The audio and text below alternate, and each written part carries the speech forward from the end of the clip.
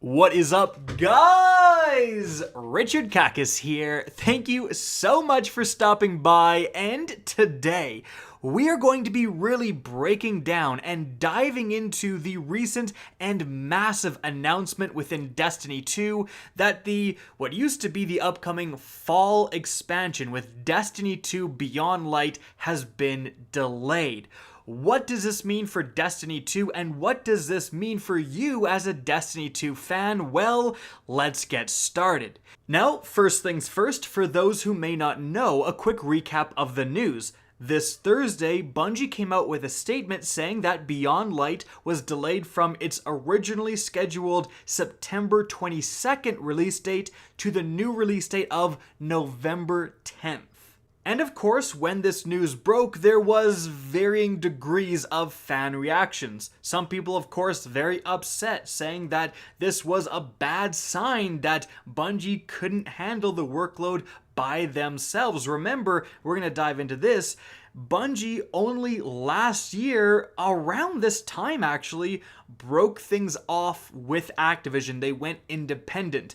And of course, this meant that a lot of fans were saying, hey, this is a really positive thing, that Bungie can now determine their own destiny. Activision isn't breathing down their necks, forcing them to do things. They can have a lot more creativity over the direction of the game.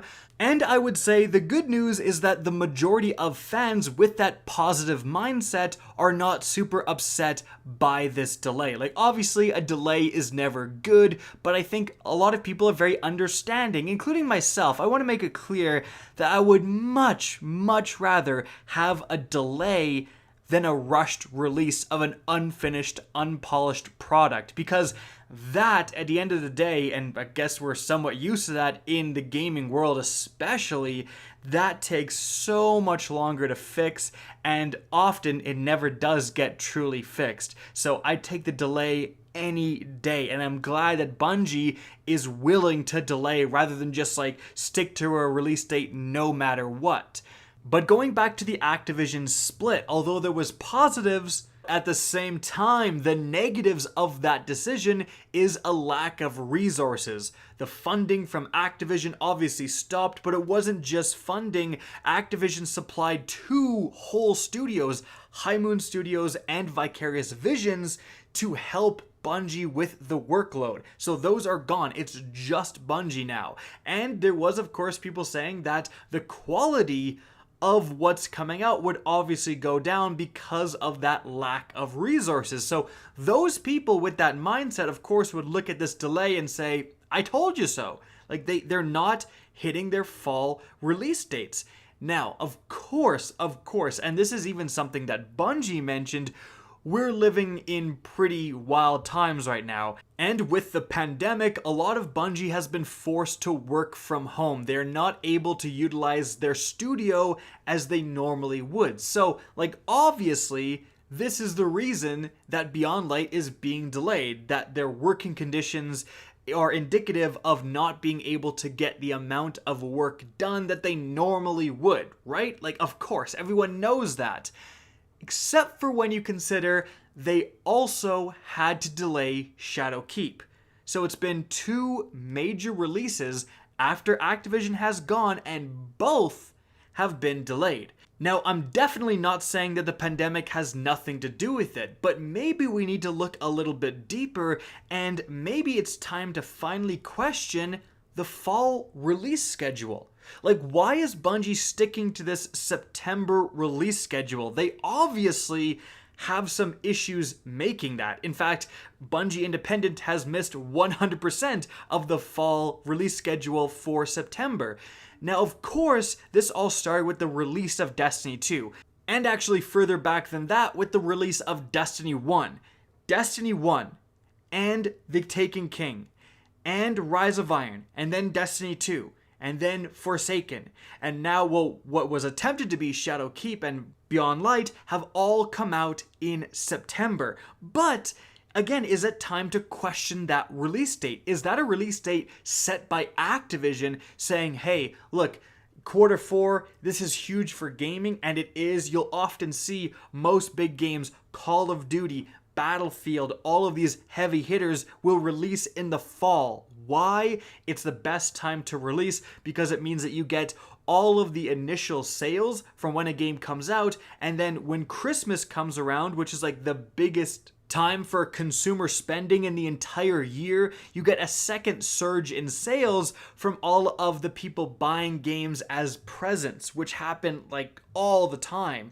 So that's why so many big games release in the fall. If they were to release in the summer or prior to that, like if they released in the spring, they're not relevant anymore come the Christmas buying season, right?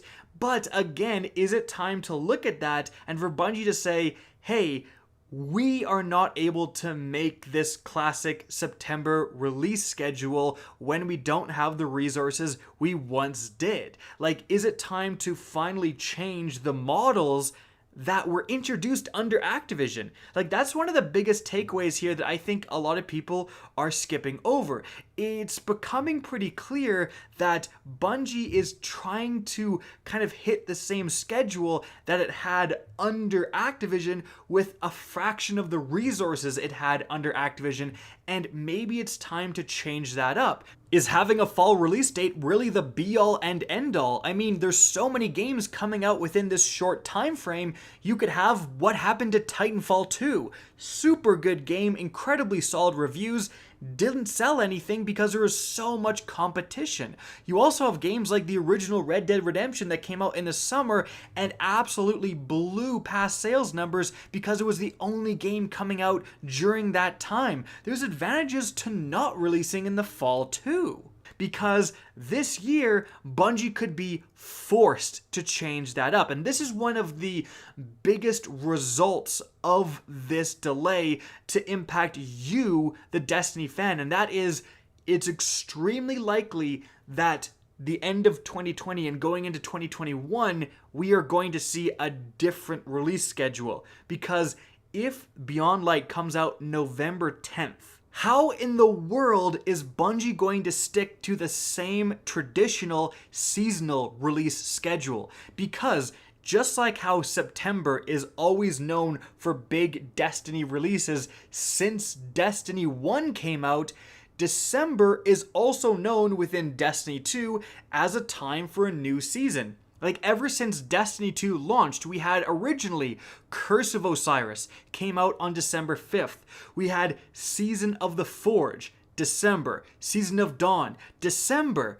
So is Bungie actually going to just have 1 month, like just 1 month of the season that launches with Beyond Light? Like, is there going to be a new exotic quest every single week until December just to get everything out and it's going to be the most jam-packed season of all time? I don't think so. Like, if they're delaying the release of Beyond Light, they're clearly behind schedule, which means that they're also behind schedule for whatever the first season after Beyond Light is planned to be. So could we see a totally different 2021, a totally different seasonal release schedule? Because if there's no December season, could there be no 3 seasons? Like, we always have the big release date, 3 seasons, and then another big fall expansion. But if one is going away, if one can't be released in December, does that mean we're going to have only 2 seasons? And that's very interesting, because then you start to think, well, they could just kind of take the content out of what was planned to be that December season and then spread that content into 2 much bigger seasons. So instead of having, 2 new exotic quests per season, we have 3 now.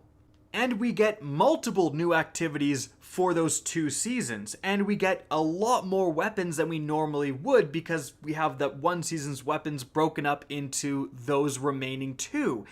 And that would, I think, be more indicative and make more sense of a new environment at Bungie, because instead of having to stick to these 3 seasons, again, like they did under Activision, they now only have 2 seasons. Those 2 seasons are a little bit bigger, filled with more stuff, so it keeps us fans happy, but it makes it much more realistic for Bungie to hit that fall expansion. And again, you have to look at it under what I said earlier, like, do they even need that September fall expansion? Maybe the big expansion comes out November every year, comes out October every year. They don't have to stick to September, and that would give them more time to work in it every single year, because clearly, with 2 missed release dates in September, once Activision goes away, they are having some trouble keeping up.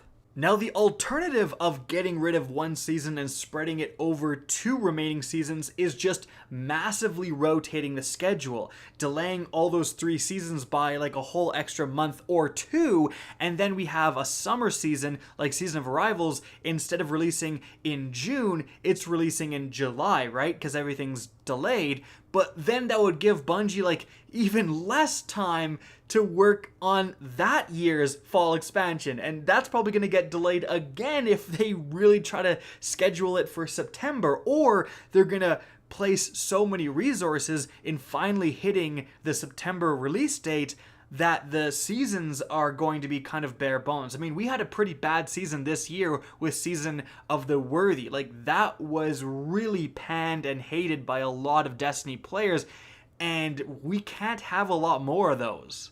Personally, I would much rather have less seasons, but those seasons are bigger, more impactful, actually feel like they matter, introduce more than just one new activity, introduce lots of new weapons, and they're rolled out over the lifespan of the season, rather than, a bunch of different seasons that are rotating all the time, but each of them contain less content.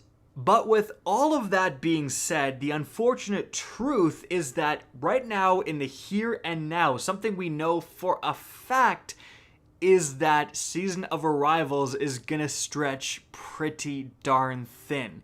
There has been a couple of things added to the calendar, the main thing being the Festival of the Lost event is now included under Season of Arrivals, and that's usually a decent bit of fun. Hopefully they have a pretty ballin' new weapon to chase as well. Like, that would really help that event if they did that, but it's nothing absolutely huge. And we definitely have a problem there, because going back to as far as I can remember, the summer season has always been a banger, right? Warmind expansion, banger. And then we had Season of Opulence, banger. Season of Arrivals even. This has been a pretty darn good season, and Bungie usually goes pretty hard in the summer seasons. Why? Because it naturally hypes up the fall expansion. If the game is in a great state leading into that fall expansion, of course everyone's gonna spend money and buy that big fall expansion, right? But now, again, we're gonna stretch Season of Arrivals pretty thin, and if things get pretty boring and players get upset, that is really gonna affect sales of Beyond Light. And that has got to be something Bungie is worried about. In fact, I would even suggest taking, 1 or 2 or 3 legendary weapons from Beyond Light and just releasing them early, putting them into the loot pool, giving people something to chase early, just to keep up the hype in the game before Beyond Light drops, because you do not want a content drought leading into a big expansion that you're trying to convince everyone to buy. But at the end of the day, although some players might be upset, it is much better to get a polished, finished product. However, I think Bungie seriously needs to reassess their schedule and stop trying to do things like they did under Activision.